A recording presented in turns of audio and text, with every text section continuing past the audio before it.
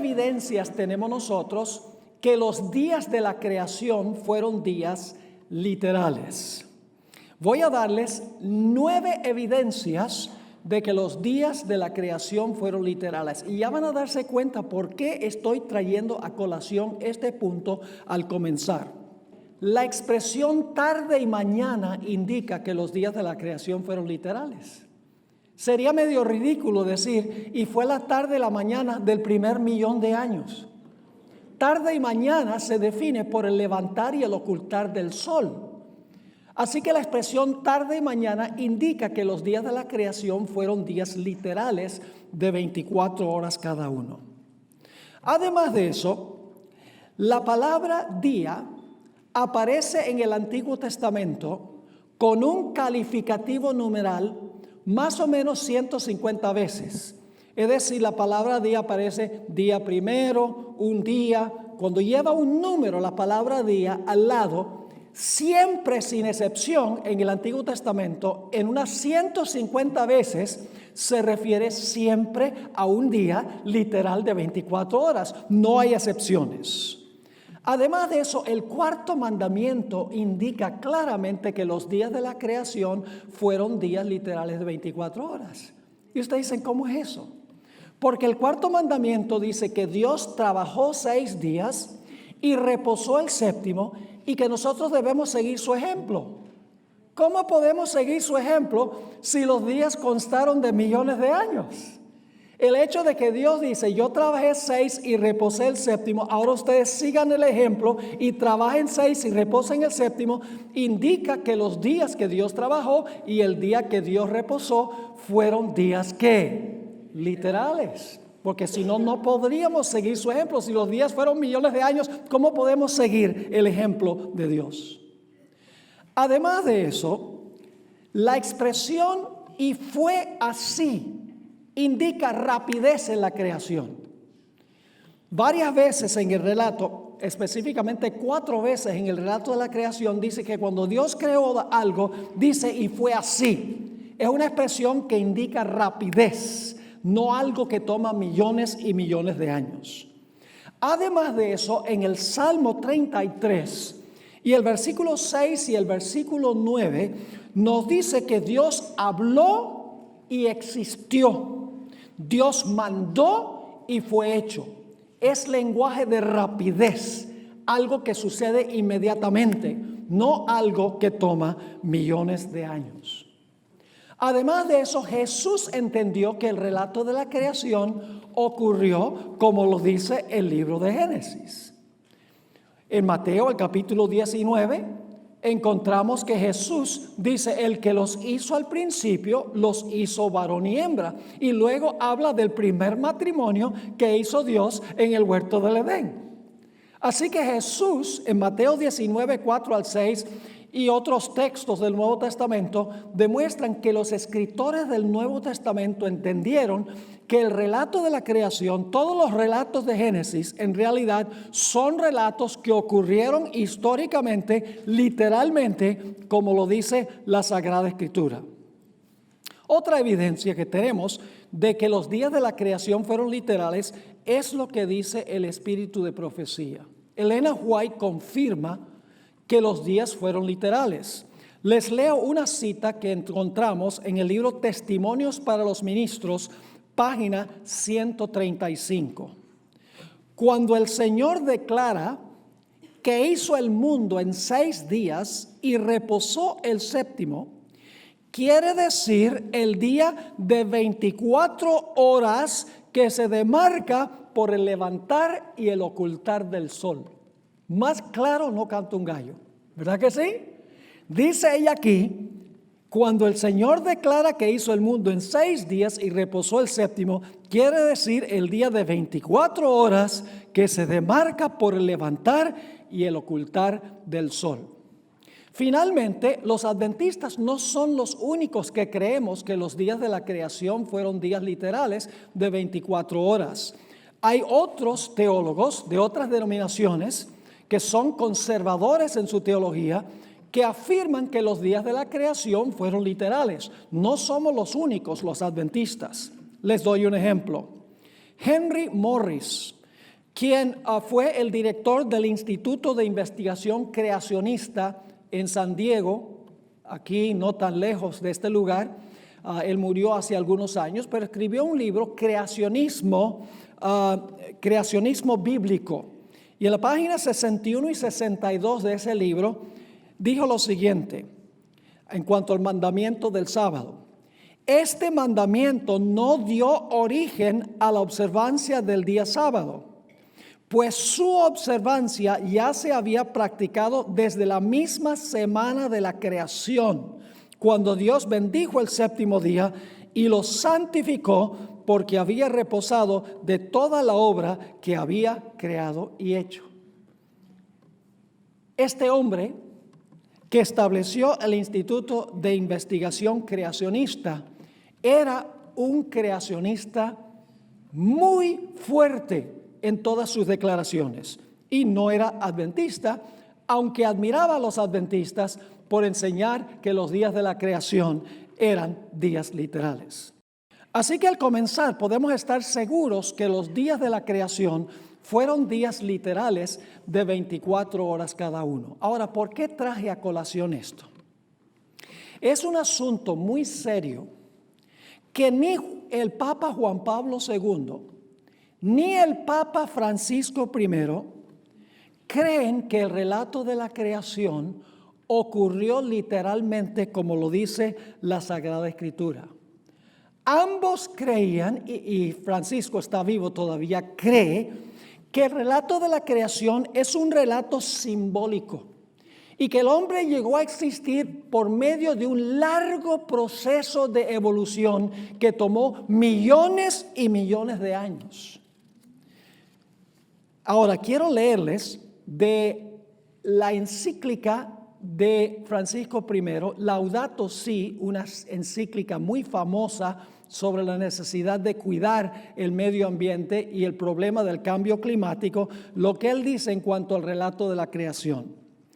En el párrafo 66 de la Laudato Si, declaró: los relatos de la creación en el libro de Génesis contienen en su lenguaje simbólico y narrativo profundas enseñanzas sobre la existencia humana y su realidad histórica.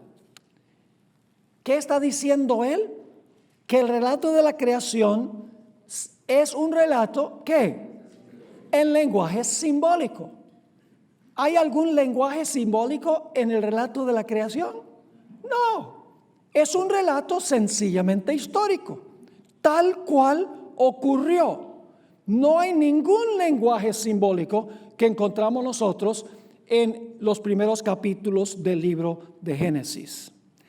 Además de eso, tanto Juan Pablo II, cuando estuvo vivo, y Francisco I, creen que el universo se originó con lo que se conoce como el Big Bang y que este universo ha estado en proceso de desarrollo por aproximadamente 13,8 billones de años.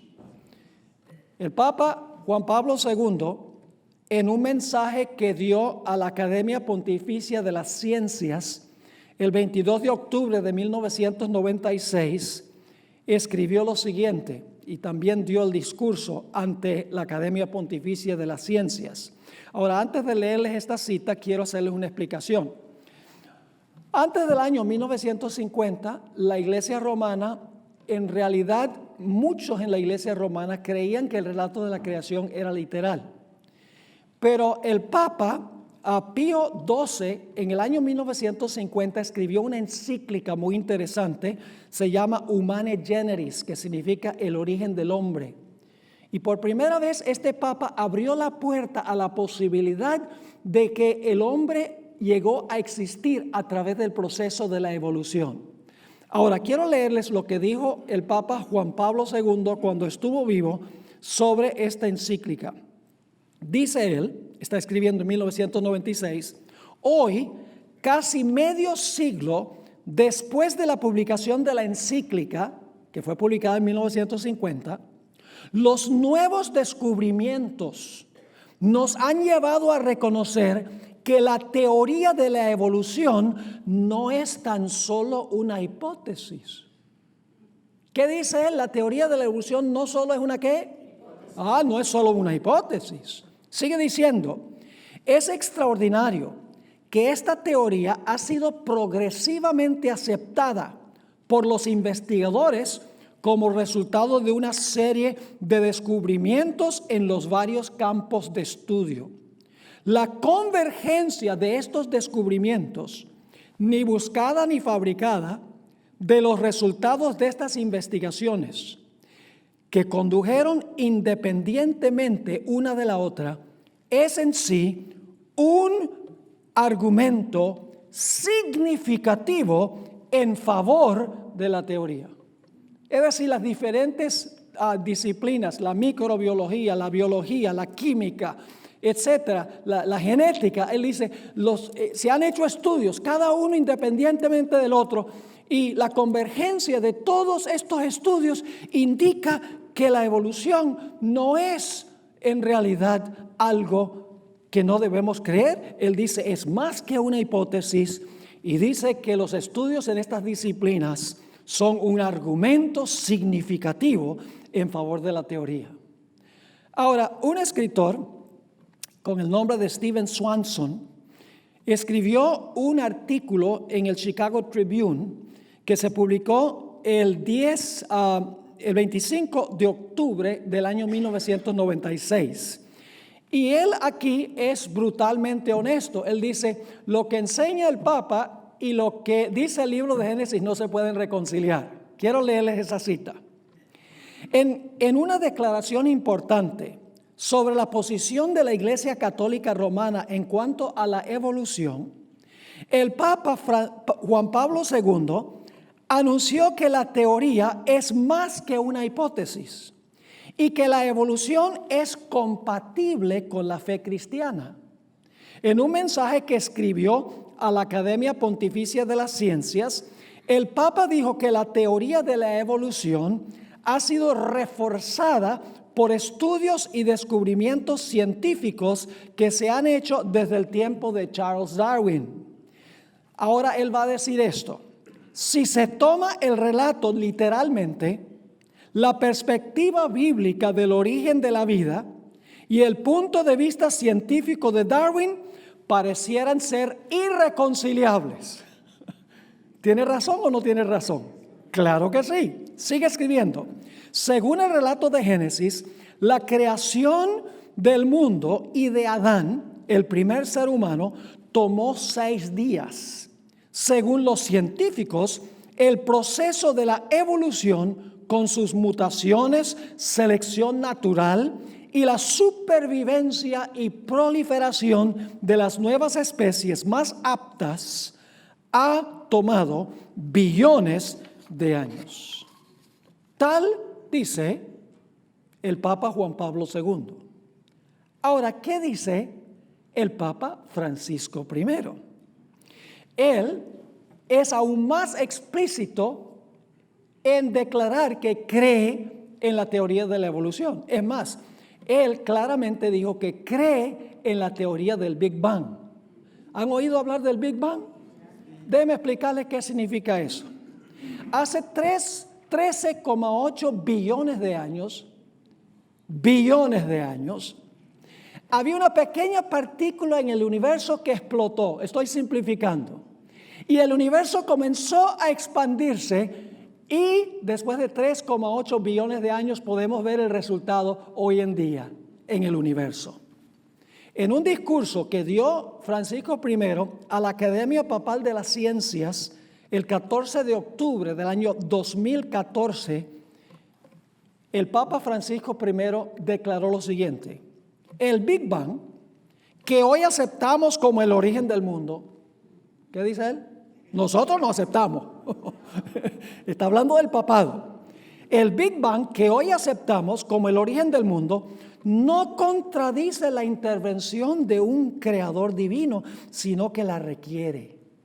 La evolución en la naturaleza no es incompatible con la noción de creación, ya que la evolución requiere la creación de seres capaces de evolucionar.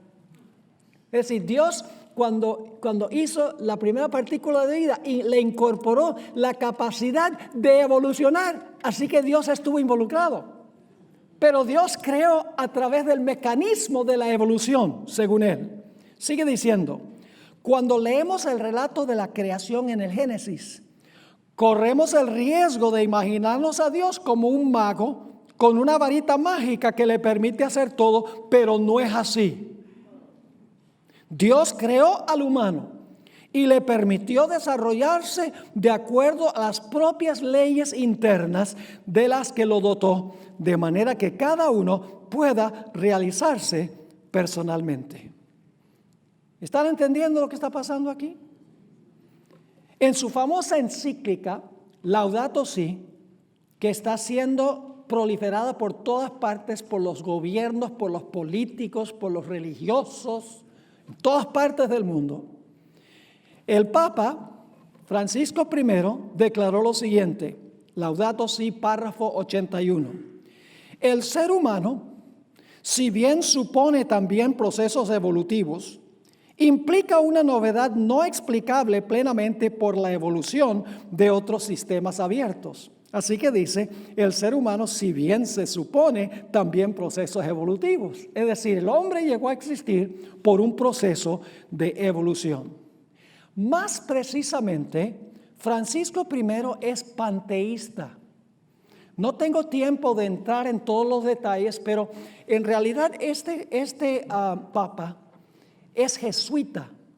Y hubo un jesuita famoso a fines de la década de los 40 y principios de la década de los 50, se llamaba Pierre Teilhard de Chardin, que era evolucionista y panteísta.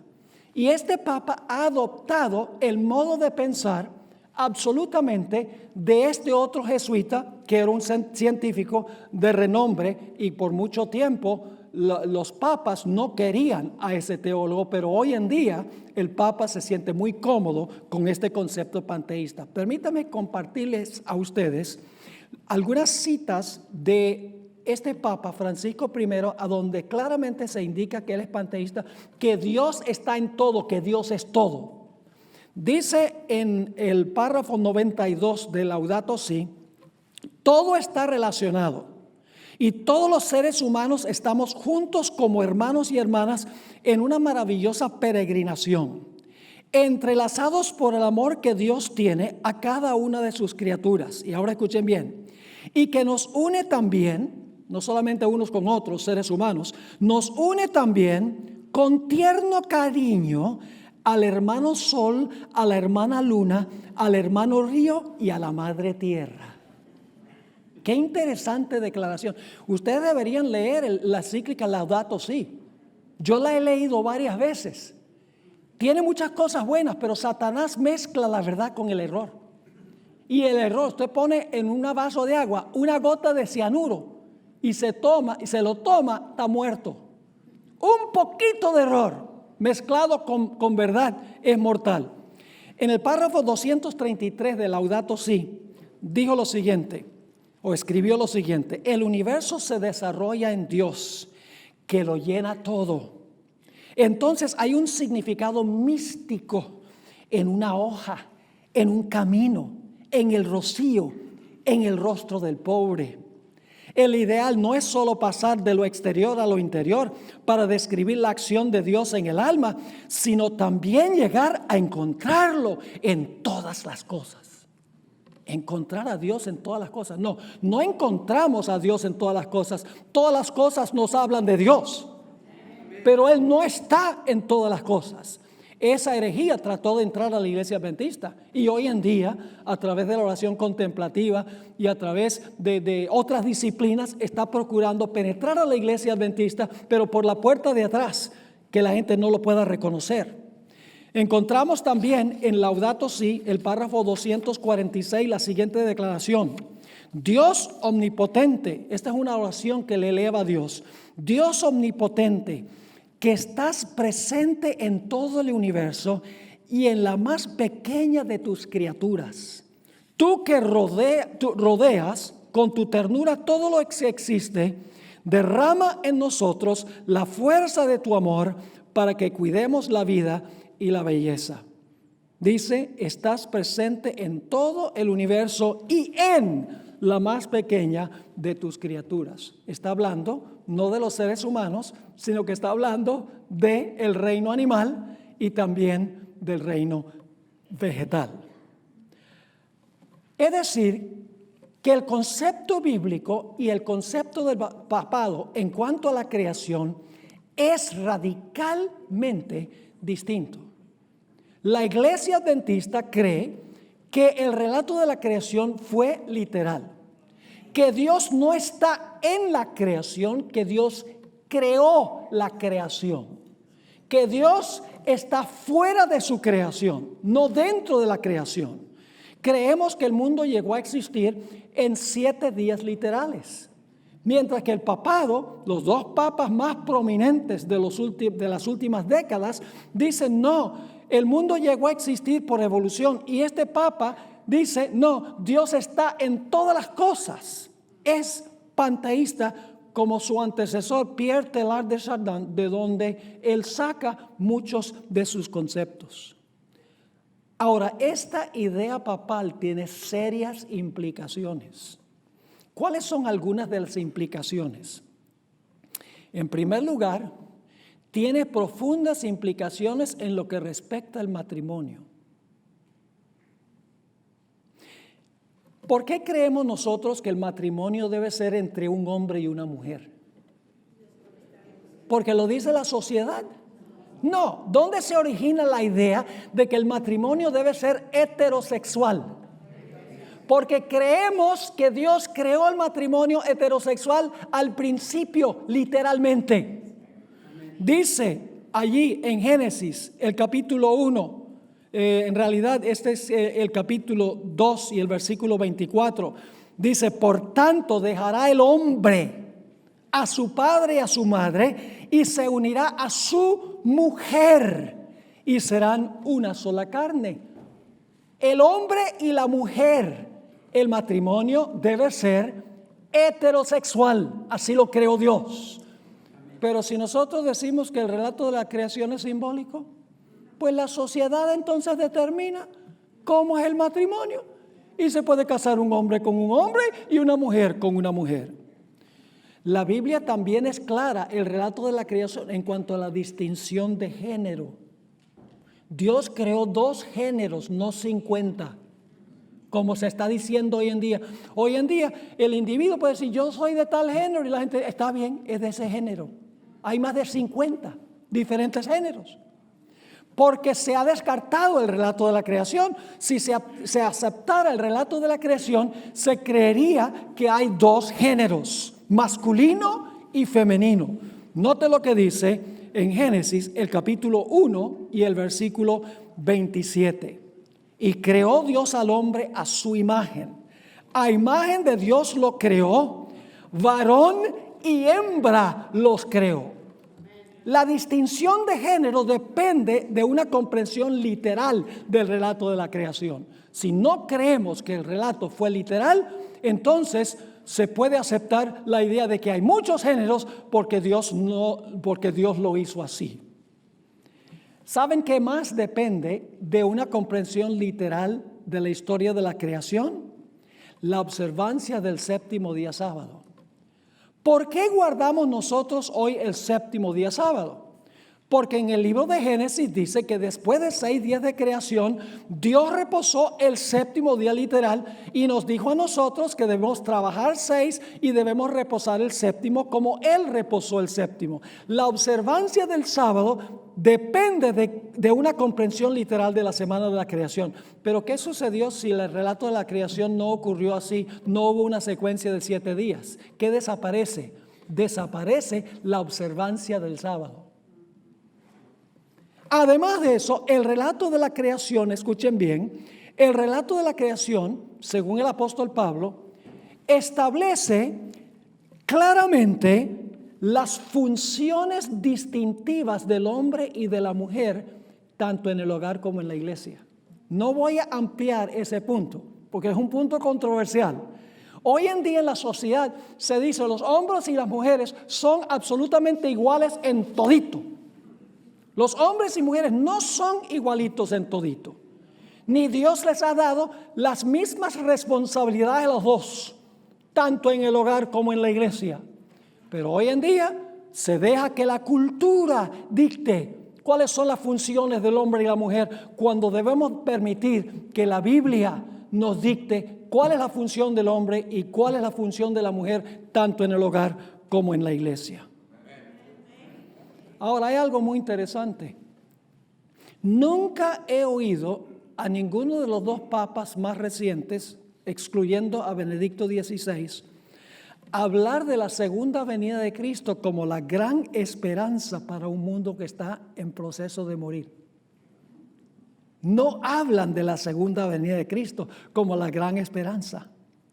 El Papa Francisco ha dicho que el genio humano podrá resolver los graves problemas de la pobreza, el cambio climático, la migración masiva, la guerra y la enfermedad. Entonces, según su punto de vista, la humanidad habrá alcanzado el clímax del proceso evolutivo, que llama el punto omega. Los temas que emboza el Papa presente tienen que ver con el cambio climático, con la inmigración, con los ricos ayudando a los pobres, es decir, una vida mejor en este mundo, no la esperanza de un mundo venidero. La idea de él es que el genio humano va a poder resolver todos los problemas que afronta la sociedad en el presente para establecer una edad de oro aquí en la tierra bajo el liderazgo del papado, usando los poderes civiles del mundo para imponer lo que la Iglesia romana desea. La pregunta clave es: ¿cuántos millones de años más tendremos que esperar hasta que la creación alcance el punto omega? ¿Millones de años? ¿Billones? ¿Cuánto tiempo más hemos de esperar para que el cordero se siente con el león y el león no devore al cordero? La teoría de la evolución, de que todo está evolucionando hacia la perfección, elimina la segunda venida de Jesús como la gran esperanza del planeta Tierra. Hermanos y hermanas, si eliminamos un origen literal, una caída en pecado literal, una expiación literal y una segunda venida literal, ¿qué nos queda? Absolutamente nada. No solamente destruye esta idea el fundamento del matrimonio, el fundamento de la distinción de género, el fundamento del sábado, el fundamento de la diferencia entre las funciones del hombre y la mujer y la esperanza de la segunda venida del Señor Jesucristo, sino que esta teoría de los papas más recientes y de la mayoría de los teólogos católicos destruye y marchita el carácter de Dios. Es un ataque frontal contra la omnipotencia de Dios. ¿Acaso Dios no tiene suficiente poder para hablar y que las cosas existan inmediatamente? ¿Que tiene que usar un proceso que dura millones y millones de años? Es tan limitado el poder de Dios que tiene que tomar millones de años para desempeñar la obra de la creación. Es un ataque también contra la omnisciencia y la sabiduría de Dios.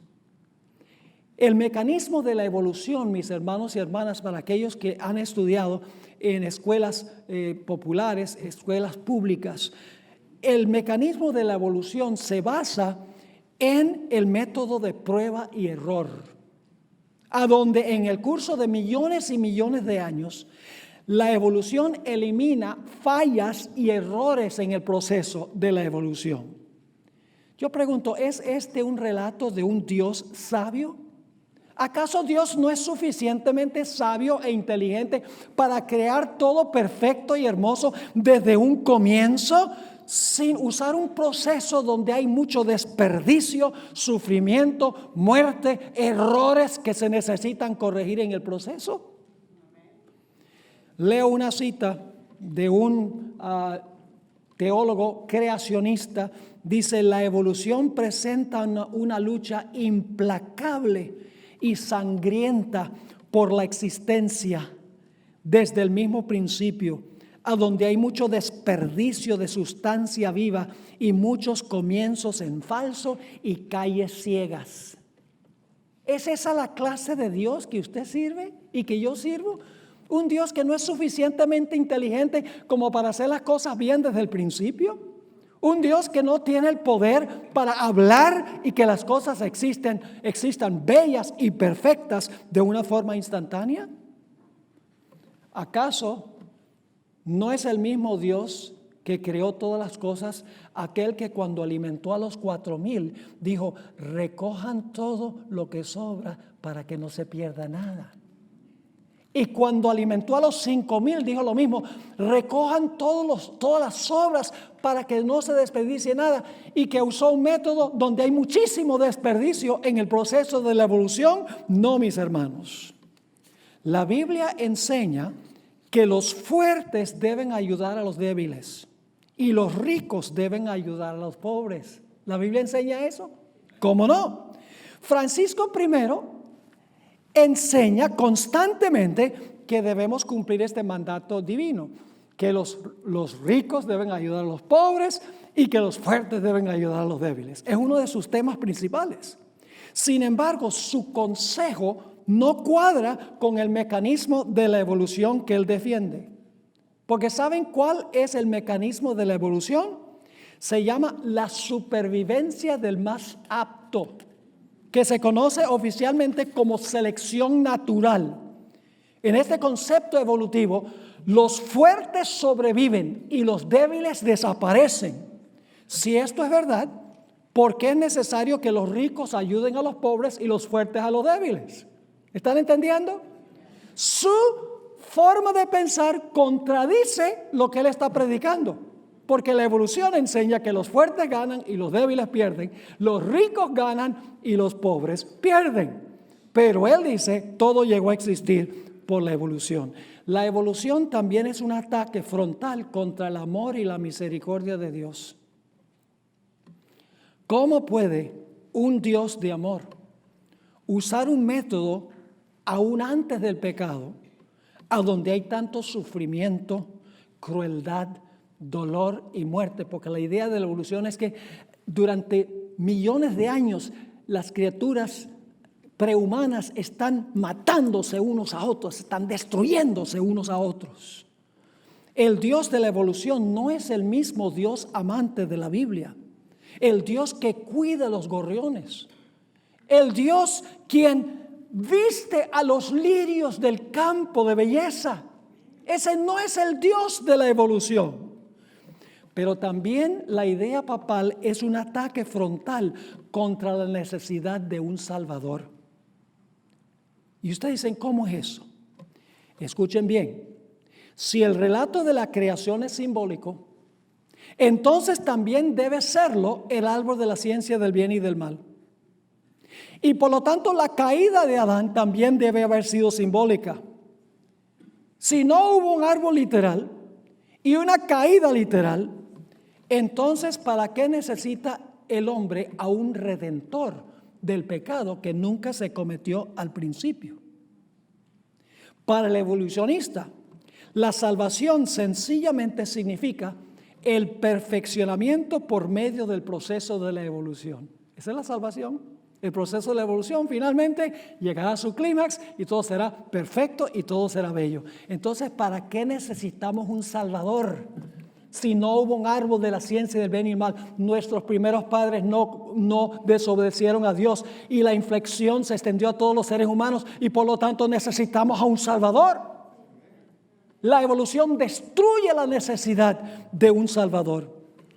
Un teólogo católico, el nombre es Carl Schmitz-Morman, fue brutalmente honesto cuando explicó las consecuencias de negar el relato literal de la creación y la caída.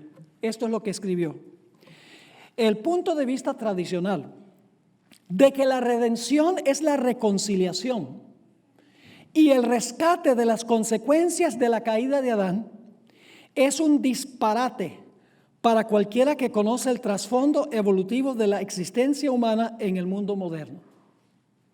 Voy a leer eso de nuevo. El punto de vista tradicional de que la redención es la reconciliación y el rescate de las consecuencias de la caída de Adán, que es nuestro punto de vista, es un disparate para cualquiera que conoce el trasfondo evolutivo de la existencia humana en el mundo moderno. Y luego escribe esto, aún más. La salvación no puede significar el retorno a un estado original, sino como el perfeccionamiento por medio del proceso de la evolución. Extraordinario. Yo pregunto, ¿nosotros los adventistas tenemos un mensaje especial para este tiempo? Hermanos y hermanas, al final del tema, de nuestro próximo tema, les voy a hablar de nuestro nombre. ¿Cómo adoptamos el nombre de esta iglesia? Nuestro nombre es una campaña evangelística en este mundo de hoy en día, porque creemos en un principio literal, séptimo día, y un fin literal, adventista del séptimo día. Un nombre para este tiempo. Ahora déjenme nuevamente explicarles la cadena de eventos. Dios creó a Adán y Eva perfectos. Esto es lo que enseña la Biblia, sin una inclinación al pecado. Adán y Eva cometieron pecado al comer del fruto de un árbol literal y cayeron literalmente en pecado. El virus del pecado se extendió de Adán y Eva a todos sus descendientes y la muerte vino como consecuencia del pecado de ellos a todos los seres humanos. Por lo tanto, nosotros necesitamos a un redentor que nos salve del pecado y de la muerte.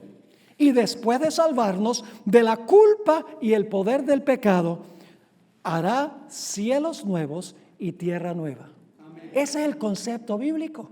Pero el concepto de la evolución no descarta al Redentor y descarta la idea de que este mundo vaya a llegar a ser mejor por una gloriosa y milagrosa segunda venida de Jesús. No, según los evolucionistas, es el clímax del proceso evolutivo. Ahora, como ya hemos visto, el objetivo del papado es recuperar el poder que perdió cuando recibió su herida mortal. Ese es todo el objetivo del papado, es recuperar el poder que perdió. Pero para tener éxito el papado en hacer esto, necesita lograr dos cosas. En primer lugar, tiene que ganar el apoyo de los poderes seculares del mundo. Tiene que ganar el apoyo de los gobiernos del mundo. Y en segundo lugar, tiene que ganar el apoyo de los protestantes. Esas son las dos cosas que el papado tiene que lograr para recuperar su poder. Ganar la confianza y el apoyo de los gobernantes del mundo. Y en segundo lugar, ganar el apoyo de los protestantes. Ahora, este tema se titula Tesis, Antítesis y Síntesis. Hubo un filósofo con el nombre de Hegel quien dijo que la historia se mueve de esta manera. Se levanta un movimiento, luego más adelante se levanta otro movimiento contrario a ese movimiento y luego después los dos movimientos se sintetizan o se unen. Ahora, en el caso de la historia que nosotros estamos estudiando, la tesis sería el papado que dominó a los poderes seculares del mundo durante 1260 años. Los poderes seculares, los gobiernos, hacían lo que el papado decía. La antítesis a eso es lo que ocurrió en la Revolución Francesa.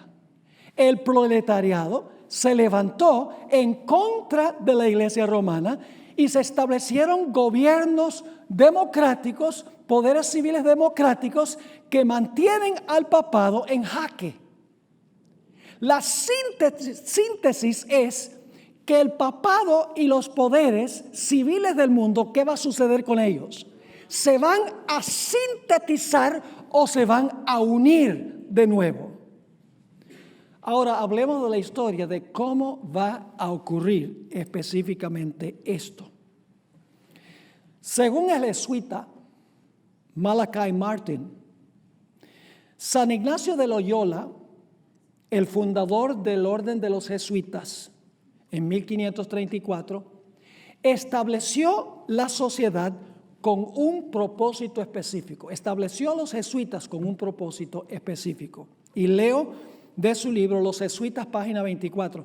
Si pueden conseguir un ejemplar de este libro, Los Jesuitas, lean el libro. No porque tiene verdad, sino porque él delinea, fue escrito en 1987, él delinea hace 32 años lo que está pasando ahora en la Iglesia Católica. Es muy interesante leerlo desde una perspectiva histórica. Pero él afirmó por qué se estableció el orden de los jesuitas. Aquí está la cita. Fueron gigantes, pero con una sola finalidad. Primero, la defensa y propagación de la autoridad papal. Defender la autoridad del Papa. Y segundo, y de la doctrina del Papa. Es decir, los jesuitas se había levantado el protestantismo. La razón de los jesuitas fue defender la autoridad del Papa y defender la doctrina del Papa o los dogmas de la Iglesia romana. Por eso se estableció. Y hasta la década de los 60, de los 1960, los jesuitas se mantuvieron más o menos fieles a esa misión por la cual fueron establecidos. Luchaban no solamente contra los protestantes, porque ellos atacaban la autoridad del Papa, sino también luchaban en contra de los gobiernos socialistas y comunistas que se habían levantado. Pero a principios de la década de los 60, el posmodernismo y el liberalismo teológico comenzaron a socavar la autoridad del trono papal y la idea de que los dogmas de la Iglesia Católica eran verdad, que era necesario defender. Hasta ese tiempo, la década de los 60, principios del 60, el papado había enseñado, como les mencioné, que los dogmas eran verdad absoluta e infalible y que no se podían cambiar ni reinterpretar esos dogmas que nosotros llamamos doctrinas. También enseñaban que el Papa es el árbitro absoluto que define lo que es verdad y lo que es error. Sin embargo, en el Concilio Vaticano II, que ocurrió entre el año 1962 y 1965, las cosas empezaron a cambiar radicalmente en la Iglesia Católica. Leo nuevamente de Malachi Martin, de su libro Los Jesuitas. Él era jesuita, conservador, y fíjense lo que escribió en cuanto a lo que ocurrió al final del Concilio Vaticano II, donde los liberales empezaron a cuestionar la teología de la Iglesia Católica y empezaron a cuestionar la autoridad del trono papal. En la página 234 escribió lo siguiente: los huracanes del cambio lo habían barrido todo. Cambio en el Vaticano II. Un espíritu diferente reinaba entre los delegados. Estaba en el mando un nuevo padre general, muy diferente, jesuita. La Roma de los papas tenía una atmósfera muy distinta y el jesuitismo había recibido ya un nuevo molde. Hubo un cambio en la Iglesia romana.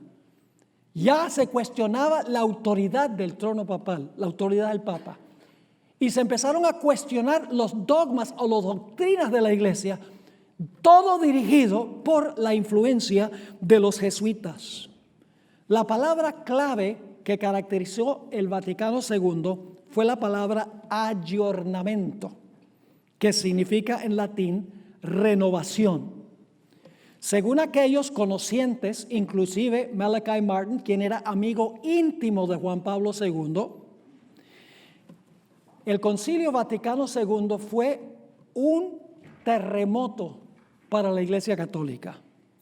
En 1965, cuando terminó el concilio, fue elegido el Padre Superior del Orden de los Jesuitas número 27, un español con el nombre de Pedro de Arrupe y Gondra. Por muchos años, este jesuita fue el líder o el padre general de ese orden. Y rápidamente la iglesia romana tomó un giro hacia el liberalismo y el cuestionamiento de todo lo que la iglesia había defendido anteriormente. Es un hecho bien documentado y Malachi Martin documenta con fecha y con eventos y con reuniones en su libro, un libro bastante grande, todo el cambio que ocurrió en la iglesia, pero es un hecho bien documentado, que desde la década de los 60, los jesuitas han estado socavando la idea de que los dogmas de la iglesia católica están escritas en concreto.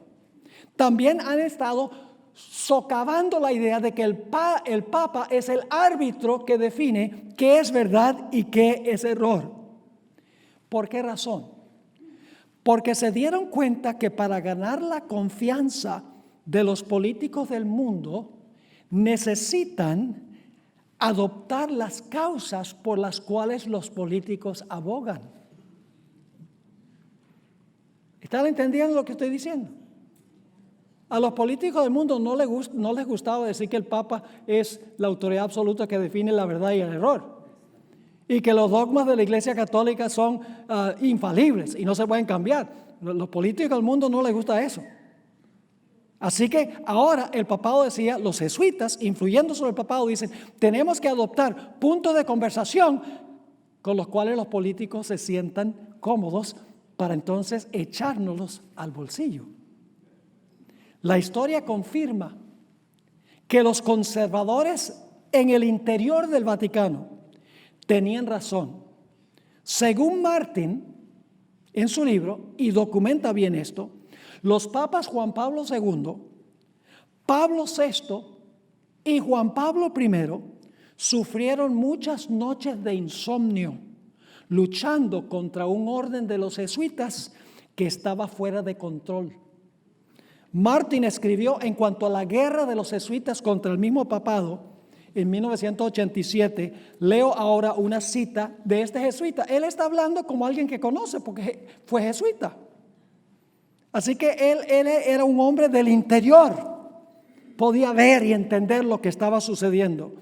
En la página 9 de su libro, Los jesuitas, escribió lo siguiente: existe un estado de guerra entre el papado y la orden religiosa de los jesuitas, la Compañía de Jesús, para dar a esta su nombre oficial. ¿Existe un estado de qué? De guerra entre el papado y la orden religiosa de los jesuitas. La contienda, sigue, entraña el cambio más ponzoñoso que se ha dado entre los clérigos católicos en el curso de los últimos 1000 años. El más grande cambio en los últimos 1000 años, está diciendo él. Como ocurre con todos los acontecimientos importantes de la Iglesia Católica Romana, afecta los intereses, vidas y destinos de millones de hombres y mujeres corrientes. Podía captar el cambio radical que había ocurrido en la Iglesia romana. Ahora hablemos un momento del Papa Juan Pablo I. ¿Han oído hablar de Juan Pablo I? Muchos dicen, ¿quién fue Juan Pablo? Conocemos al segundo, pero el primero, sí, hubo un Juan Pablo I, antes que Juan Pablo II. Vamos a considerar un detalle que muy pocas personas conocen, pero Malachi Martin, jesuita, conocía muy bien. El Papa Juan Pablo I era de matiz conservador. Creía en la autoridad del trono papal y creía que los dogmas de la iglesia no se podían cambiar y que el Papa era el que definía la verdad y el error. Nosotros los adventistas no creemos nada de esto, pero estoy hablando del concepto que tiene la iglesia romana. Y según Malachi Martin, Juan Pablo I estaba disgustado con las tendencias liberales y rebeldes del orden de los jesuitas y había prometido tomar medidas drásticas para corregir el problema.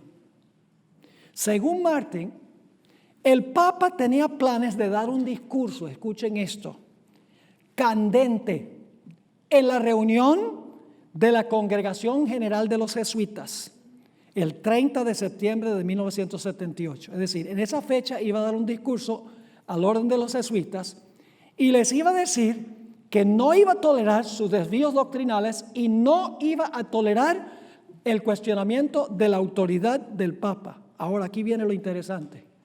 Iba a decirle al orden de los jesuitas que si no se enderezaban, él iba a liquidar a la sociedad con la posibilidad de reorganizarla nuevamente con personas leales.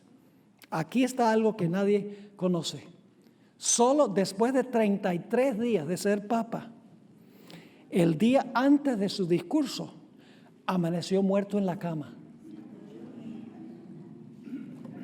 ¿De muerte natural? No de muerte natural. Porque el papado tiene una larga historia de envenenar a los que no cuadran con lo que ellos quieren. Y no se hizo una autopsia, que es algo muy interesante. Era demasiado conservador, demasiado tradicionalista para la agenda que tenían los jesuitas para la Iglesia romana. Cuando murió Juan Pablo I, el conclave se reunió y eligió como papa a Karol Wojtyła. Juan Pablo II era tradicionalista, conservador y antisocialista, anticomunista, porque como ustedes saben, él era de Polonia, a donde hubo una lucha a muerte para acabar con el régimen comunista. Juan Pablo creía en la autoridad absoluta del Papa y creía que había que defender las doctrinas de la Iglesia romana. Encontramos la siguiente cita en el libro Los Jesuitas, página 42, donde este erudito jesuita dice lo siguiente: la contradicción entre el modelo polaco de Juan Pablo y el modelo de la liberación propugnado ardientemente y de modo abierto por los jesuitas en la América Latina no podían haber sido más vigoroso o descarado. Es decir, había una diferencia radical entre lo que el Papa quería acabar con el comunismo en Polonia y en lo que fue la Unión Soviética y lo que estaba sucediendo en Latinoamérica con los marxistas unidos con la Iglesia romana queriendo implementar un plan socialista o un plan comunista. Juan Pablo II y su sucesor Benedicto XVI eran dos estilos de papa en vía de extinción. Ambos defendían con energía la autoridad del trono papal y los dogmas de la Iglesia. Durante los pontificados conservadores de ambos, los tópicos de conversación, escuchen esto, los tópicos de conversación se centraban primordialmente sobre aspectos sociológicos, como el matrimonio heterosexual, en contra del matrimonio homosexual. La clara distinción de género defendían estos papas. Hablaban sobre la eutanasia, que uno no puede matar a una persona que está sufriendo ya al final de su vida. El aborto, contra el aborto, contra LGBTQ. Esos eran los tópicos de conversación de Benedicto XVI, de Juan Pablo II.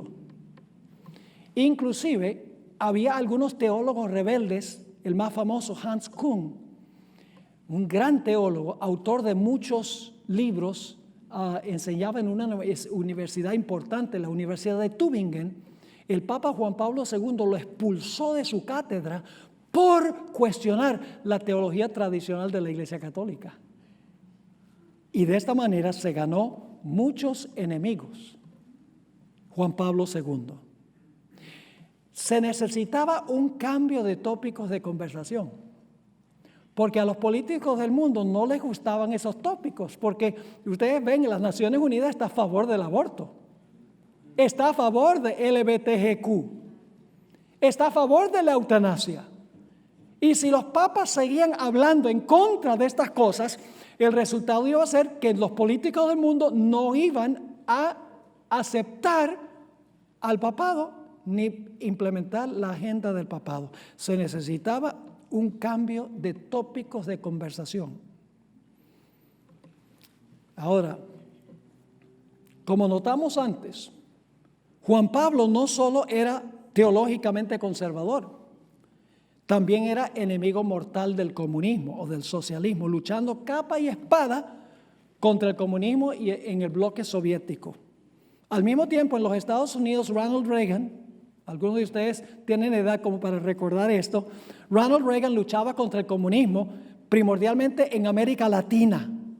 Esta santa alianza entre el Vaticano y los Estados Unidos, a todo parecer, derrotó el comunismo en Rusia, Europa Occidental y en Latinoamérica.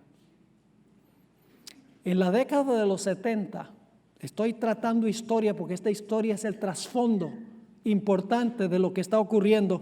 En la década de los 70, el comunismo comenzó a causar problemas en Centroamérica. Algunos de ustedes, si alguno es de Nicaragua o El Salvador, conocen esto muy bien. Ahora escuchen, los obispos jesuitas de estos países no solo eran católicos, sino comunistas. En la década de los 80 los problemas se intensificaron y los sacerdotes, escuchen bien, jesuitas, adoptaron la teología de la liberación. Es el nombre cristiano para el marxismo o el comunismo. Y comenzaron a cuestionar los dogmas de la iglesia y a tratar con desdén la autoridad del Papa. Comenzaron a reinterpretar las doctrinas de la Iglesia Católica. Les leo de Malachi Martin. Esto se encuentra en la página 51 de su libro. La teología de la liberación era el modelo perfecto para los sandinistas. Incorporó el objetivo mismo del marxismo-leninismo. Recogía la clásica lucha de las masas marxista para librarlos de toda dominación capitalista. Y por encima de todo, el bebé marxista quedaba a postre arropado con los pañales de la antigua terminología católica. Es decir, aunque implementaron el marxismo, conservaban la terminología católica para dar la impresión de que estaban defendiendo la teología de la iglesia. Ahora escuchen cómo lo hicieron. Los vocablos y las frases cargados de significación para el pueblo eran trastrocados e invertidos. El Jesús histórico, por ejemplo, se convertía en un revolucionario armado. El Cristo místico se transformaba colectivamente en el pueblo oprimido. La Virgen María pasaba a identificarse con la madre de todos los héroes revolucionarios. La Eucaristía resultaba ser el pan elaborado libremente por los obreros liberados. El infierno era el sistema capitalista. El presidente de los Estados Unidos, jefe de la nación que lo representaban, encarnaba el gran Satán. El cielo se trocaba en el paraíso en la tierra de los trabajadores, entre los cuales ha sido abolido el capitalismo. La justicia venía a ser el descuajo de los beneficios capitalistas que serían devueltos al pueblo, al cuerpo místico de Cristo, a los socialistas democráticos de Nicaragua.